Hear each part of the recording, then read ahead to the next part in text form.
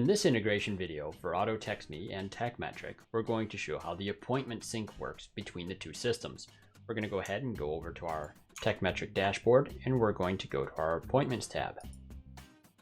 We're going to create a new appointment, and we'll hit Continue. We'll choose our time and day. Let's make this one for Thursday the 23rd. Say OK. And we'll add our customer. We'll use Joe Palooka.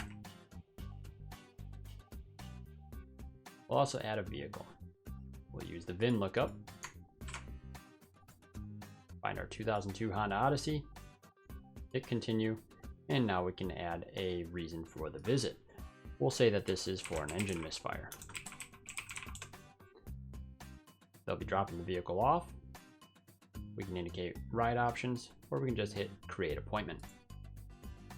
Upon creation, back into AutoTextMe, we'll refresh our page and you'll see that we already have a future scheduled appointment.